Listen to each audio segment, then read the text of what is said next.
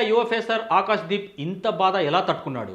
ఆ బాధ ఏంటో తెలుసుకోవాలనుందా? వీడియో చివరి వరకు చూడండి. Please like, share and subscribe. Team india యువ pacer Akash Deep overnight స్టార్గా మారాడు.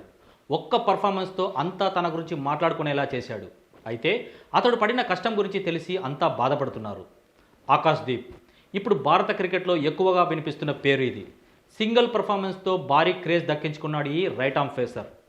ఎడ్జ్ బాస్టన్లో ఓటమి ఎరగని ఇంగ్లాండ్ అహంకారాన్ని అణచడంలో కీలక పాత్ర పోషించాడు ఆకాష్ దీప్. ఇక్కడ జరిగిన రెండో టెస్ట్లో ఏకంగా 10 వికెట్లతో దుమ్ము రేపాడు. Joe Root, Harry Brook, Ollie Pope, Ben Duckett లాంటి స్టార్ బ్యాటర్లను భయపెట్టి అవుట్ చేశాడు. బుమ్రా లేని లోటును భర్తీ చేస్తూ టీమిండియాకు కొత్త హీరోగా అవతరించాడు. దీంతో ఆకాష్ దీప్ ఆట తీరు గురించి అంతా మాట్లాడుకుంటున్నారు. అదే సమయంలో అతడు జీవితంలో పడిన కష్టాలు, బాధలు తలుచుకొని ఎమోషనల్ అవుతున్నారు.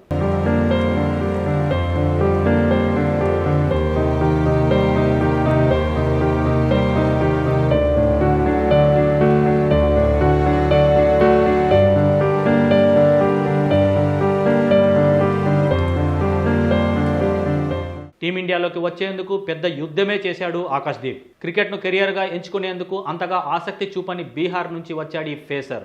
6 నెలల వ్యవధిలోనే అటు తండ్రిని, ఇటు సహోదరుణ్ణి కోల్పోయాడు. ఇలా ఎన్నో ఆటుపోట్లు ఎదురైనా క్రికెట్ను మాత్రం వదలలేదు. జెంటిల్మెన్ గేమ్ను కెరియర్లా కాకుండా జీవితంలా భావించి ఎదిగాడు ఆకాష్ దీప్. స్వతహాగా బ్యాటర్ అయిన ఆకాష్ దీప్ అవకాశాల కోసం ఫేసర్గా మారాడు. ఇలా ఎన్నో కష్టాలు, బాధలకు ఓర్చి ఈ స్థాయికి చేరుకున్నాడు. అయితే ఇప్పుడు సక్సెస్ చూస్తున్న సమయంలో ఆకాష్ దీప్ సోదరి క్యాన్సర్ బారిన పడడం అతన్ని మరింత కలచివేసింది. ఇదే విషయాన్ని తాజాగా వెల్లడించాడు ఈ స్పీడ్ స్టార్.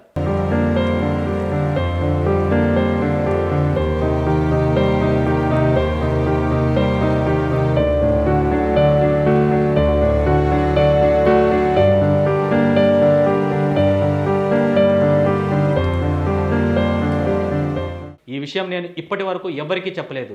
మా పెద్దక్క క్యాన్సర్ బారిన పడింది. 2 నెలలుగా ఆ మహమ్మారితో ఆమె పోరాడుతుంది. ప్రస్తుతం ఆమె పరిస్థితి నిలకడగా ఉంది. తను వేగంగా కోలుకుంటుంది. ఇంగ్లాండ్పై నా ప్రదర్శన చూసి తను చాలా సంతోషించి ఉంటుంది. ఈ గెలుపును, ఈ ప్రదర్శనను తనకు అంకితం చేస్తున్నా. మా అక్క కళ్ళల్లో ఆనందం చూడాలని కోరుకున్నా. ఎట్టకేలకు అది నెరవేరింది అని చెబుతూ భావోద్వేగానికి లోనయ్యాడు ఆకాష్ దీప్.